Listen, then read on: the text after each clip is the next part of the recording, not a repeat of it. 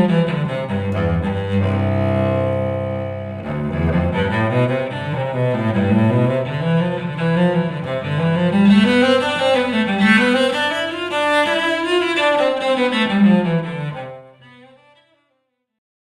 back to The Stoic Cellist. In the last episode, we talked about what it means to actually practice and coined the term helpful practice to help understand the difference between mindless repetition and deliberate work. The Stoic concept behind this idea was, don't worry about the future and don't worry about what others are doing. Just be a bit better today than you were yesterday. Today, we're going to ask the question, what actually holds us back? I often used words like frustration and despair when talking about unhelpful practice. And today I want to talk more about this and what I perceive to be the roots of these mental blocks. While it is certainly helpful to deliberately focus on the present and how you can improve from yesterday, it is also necessary to more deeply understand the underlying issues that lead to us comparing our lot to others, or thinking only of the far future without any regard for the present. I believe that there is one thing, above all others, that holds us back. It defies simple definition, but at its core, one could say it's seeing your plans and best efforts thwarted. What does that mean?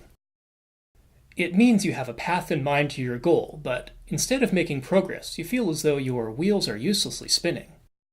Instead of seeing your hard work come to fruition, you see approaching audition dates with too little progress to show for all the hours you've already spent.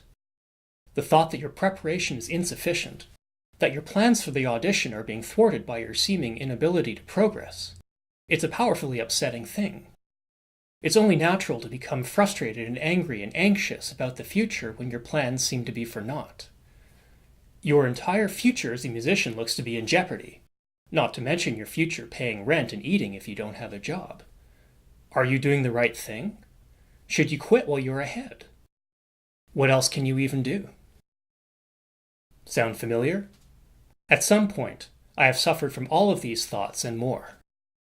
These are completely natural in the face of your plans falling apart. Plans for the future, from your plans later today to your overarching life structure, are a projection of your very being into the future, and if this comes under threat, your entire being comes into question. This is a terrible and stressful thing. When reality seems to squarely clash with your expectations and desires, the natural response, and what I have naturally gravitated toward, is to try harder. Buckle down and grit your teeth and try to force your plans to mesh with reality.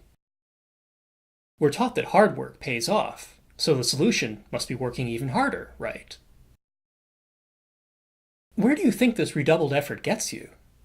If you aren't actually solving the problems that exist in your preparation, you're only doubling down on things that have been demonstrated not to work.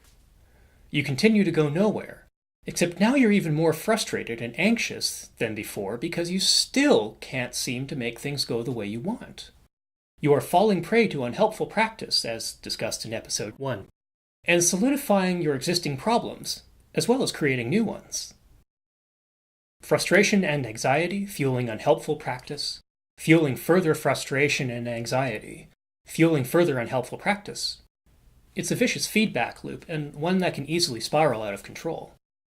As your plans look more and more precarious and your sense of self feels more deeply threatened, it's easy to succumb to depression and bitterness and despair.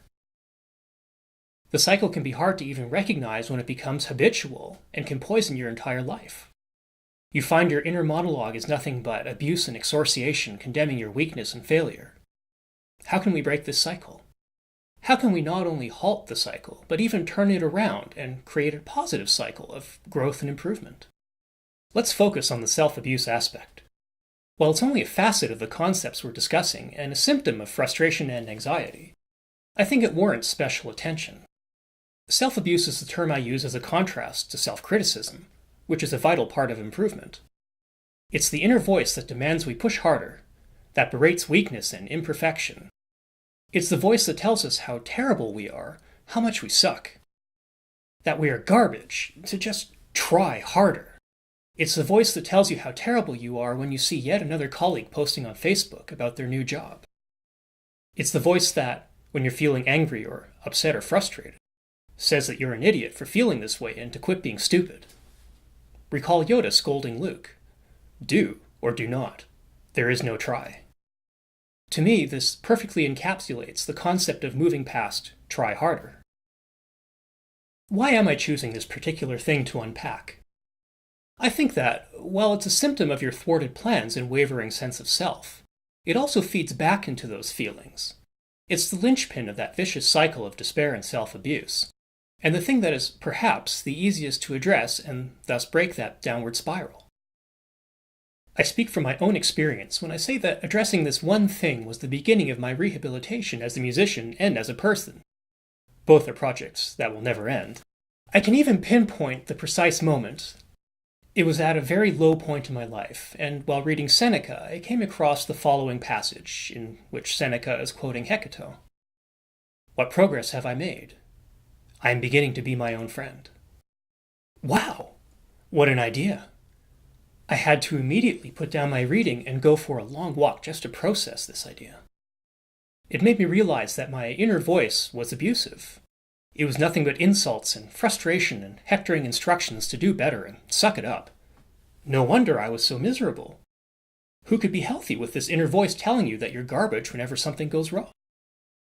It was from here that I made a simple adjustment.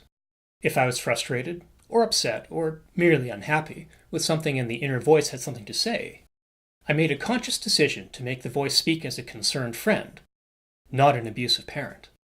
For example, instead of saying, "Stop feeling this way, you're being an idiot," I would instead say, "It's natural to feel this way. But instead of being angry about it, let's think of a helpful thing to do." It was surprisingly easy. All I had to do was take responsibility for myself and be honest about what I was doing, and then simply flip the switch. Stop abusing, start helping, be my own friend. Beware of being a weak friend, however. Simply telling yourself it's all okay is also unhelpful. Be a good friend. A good friend is not afraid to use tough love to help you. They are tough but fair, and support you in spite of your shortcomings while never pandering to them. They'll tell you if you are doing something that will be harmful or unhelpful. Try it, today. When you next practice a passage that is frustratingly difficult to play well, take a step back. Notice if your inner voice is being abusive, and then flip that switch. Instead of playing it 20 more times, insanely hoping that doing the same thing again and again will have a different outcome, and cursing yourself every time it goes wrong, say to yourself, "This is very difficult, and everybody has trouble with it, and that's natural. Instead of being angry, let's do some helpful practice." You'll instantly be in a better frame of mind and better able to apply the previous lesson and start improving the passage in a deliberate way. I'll say it again, try it today. It doesn't even have to be while you're practicing. Anytime you speak to yourself, stop and turn the abusive voice into a good friend so that you can stop holding yourself back.